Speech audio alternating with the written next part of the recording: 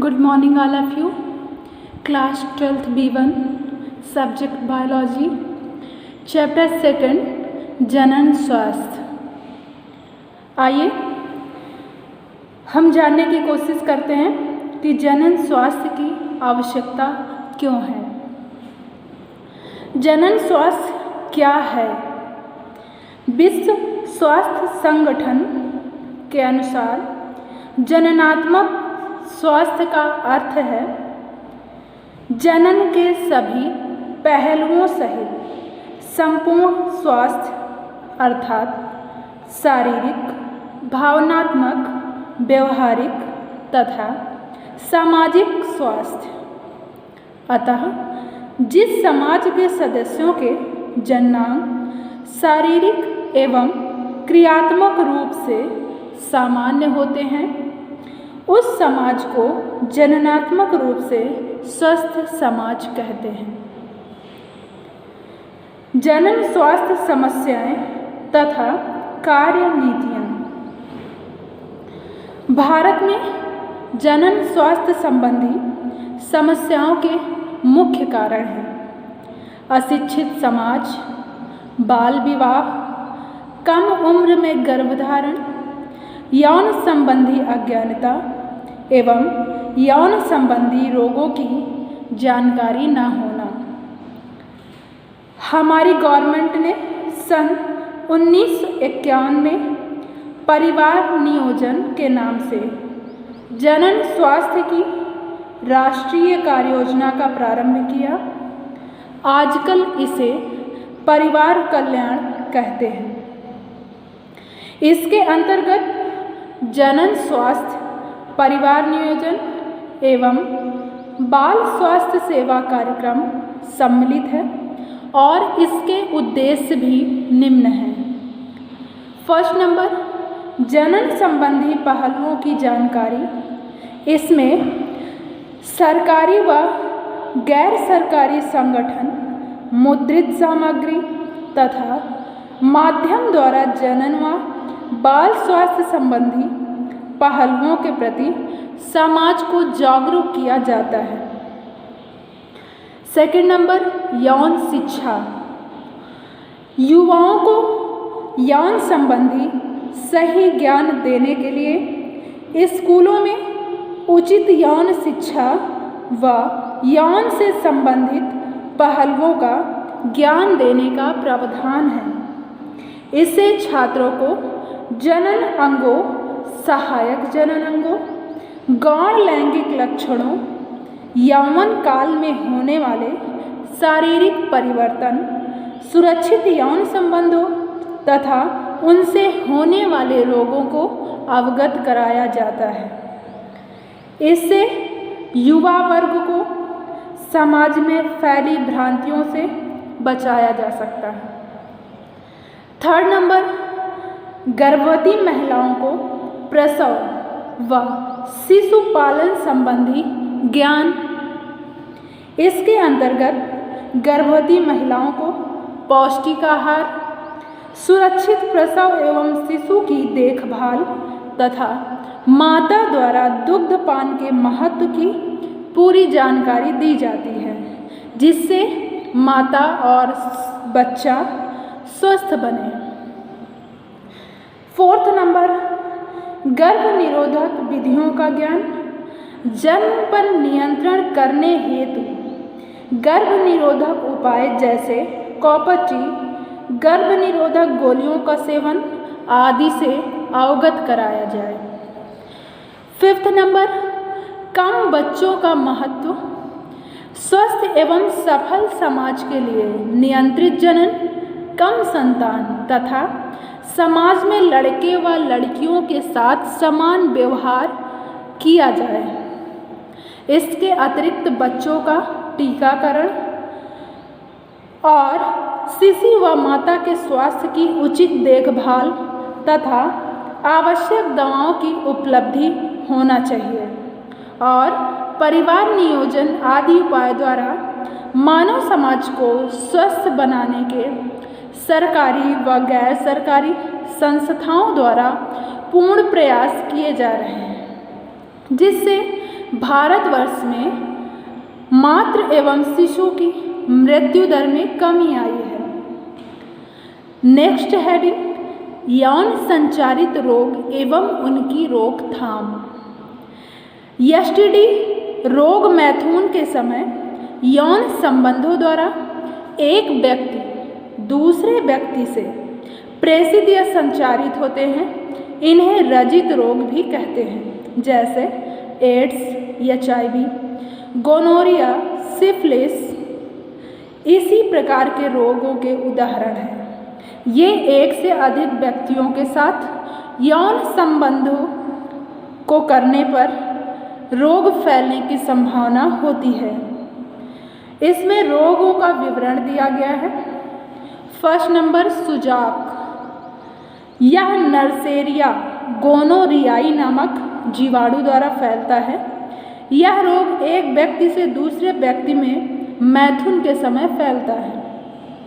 इसके लक्षण होते हैं, पुरुष में इस रोग के संक्रमण के फलस्वरूप मूत्र मार्ग में जलन होती है तथा सूजन भी आ जाती है, जिससे शिश्न के सिरे पर पीले हरे रंग का विसर्जन दिखाई देता है और मूत्र की अम्लता के कारण अत्यधिक जलन होती है।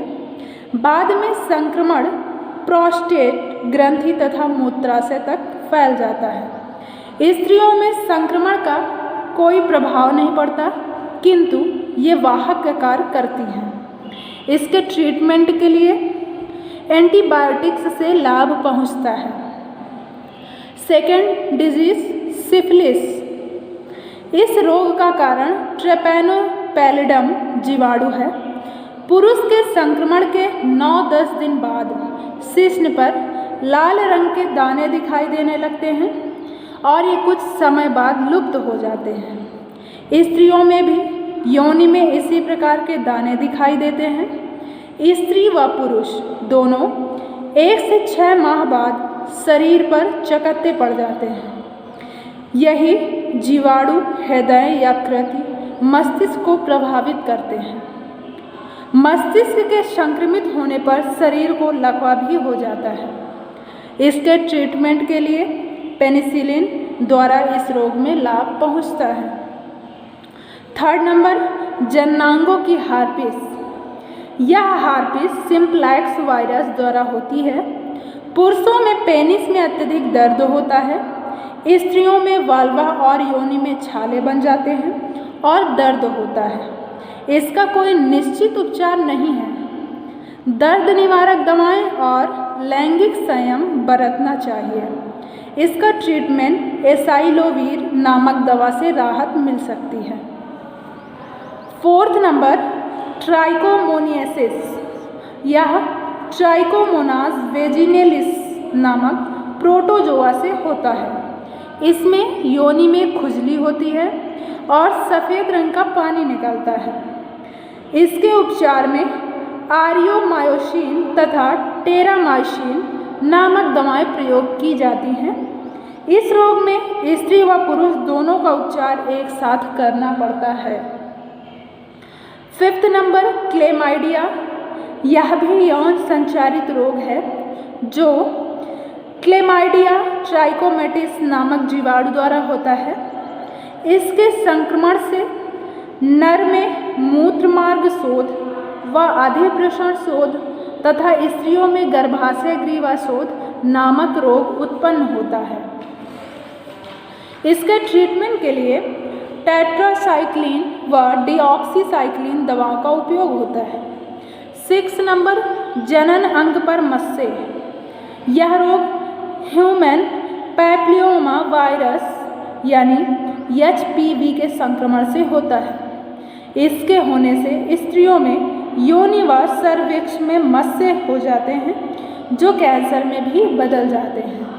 इनका उपचार लेजर सर्जरी व अल्फा इंटरफेरॉन दवा का उपयोग किया जाता है। यौन संचारित से बचने के उपाय। यौन संचारित रोगों के संक्रमण से बचने के उपाय।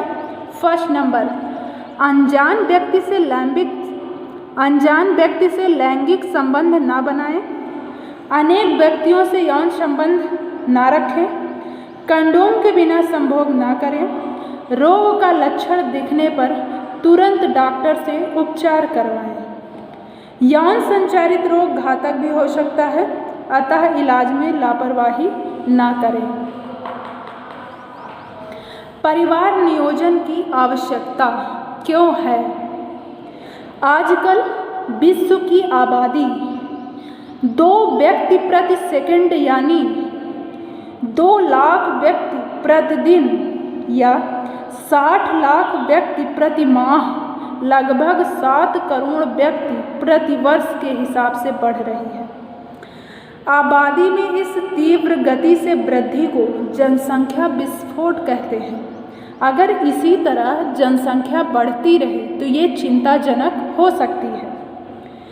मानव के सामाजिक विकास के इतिहास में 3 ऐसे जनसंख्या विस्फोट हुए हैं जिन्होंने विश्व के पर्यावरण में भारी परिवर्तन कर दिया है। इसलिए मानव जनसंख्या को बढ़ती हुई आबादी को रोकथाम करें। और मानव जनसंख्या में वृद्धि के कारण क्या है? मानव जनसंख्या वृद्धि के कारण निम्न है। फर्स्ट नंबर, खाद्यान्नों की प्रचुरता। आज खाद्यान्नों की कमी नहीं है और कोई भूख से नहीं मरता, इसलिए जनसंख्या बढ़ती जा रही है। मृत्यु दर में भी निरंतर कमी आ गई है। सामुदायिक स्वास्थ्य सेवा भी काफ़ी उपलब्ध हो गए हैं। कम आयु में विवाह भी रुक गया है। कम आयु में लैंगिक परिपक्वता या कौमार का विकास भी हो जाता है। निरक्षरता, गरीबी, सामाजिक रीति रिवाज, इन सब से जनसंख्या वृद्धि बढ़ती जाती है। आबादी के विस्फोट के परिणाम। आबादी के विस्फोट ने एक विकराल रूप ले लिया है। इसमें आबादी में और अधिक वृद्धि से गंदी बस्तियों, रोगों एवं भूखमरी तथा निर्धनता का और अधिक विस्तार होगा। इसमें कपड़े एवं आवास की कमी होगी, पीने के पानी की कमी होगी, वायु, जल व मृदा का प्रदूषण होगा, संक्रामक रोगों के फैलने की अधिक संभावना रहेगी, प्राकृतिक स्रोतों की भारी कमी रहेगी, यातायात एवं परिवहन की समस्या होगी, रहन सहन का स्तर लगातार गिरता जाएगा, बार बार गर्भधारण करने से माताओं के स्वास्थ्य पर बुरा प्रभाव पड़ेगा, प्राकृतिक स्रोतों की भारी कमी आएगी, बेरोजगारी आएगी, कच्चे माल की कमी आएगी, आवास एवं शिक्षा के अपर्याप्त साधन भी आएंगे। इसलिए आबादी को रोकना होगा। अब हम जनसंख्या वृद्धि का नियंत्रण कैसे कर सकते हैं? जनसंख्या में होते हुए वृद्धि के कारण कोई देश प्रगति नहीं कर सकता, इसलिए इसको रोका जाए। जनसंख्या नियंत्रण करने के लिए मुख्य उपाय हैं। फर्स्ट, विवाह की आयु में वृद्धि दर। विवाह की आयु में वृद्धि द्वारा यानी कम उम्र में विवाह न किया जाए और विवाह की उम्र बढ़ा दी जाए। शिक्षा द्वारा सभी को जागरूक किया जाए। थर्ड नंबर, जनन नियंत्रण द्वारा संतानों के जन्म के बीच की दूरी, एक संतान से दूसरे होने वाले संतान के बीच में काफ़ी गैप करना। धर्मांधता को हटाना, सीमित परिवार का महत्व समझाएं, सबको जागरूक करें और अधिक जनसंख्या से होने वाली हानि को समझाएं। इस प्रकार से हम जनसंख्या वृद्धि पर नियंत्रण कर सकते हैं। आज का टॉपिक सिर्फ यहीं तक। आपके लिए होमवर्क है, जनन स्वास्थ्य क्या है और इससे होने वाले रोग एवं उनकी रोकथाम, इनका विस्तार से वर्णन कीजिए। Thank you class.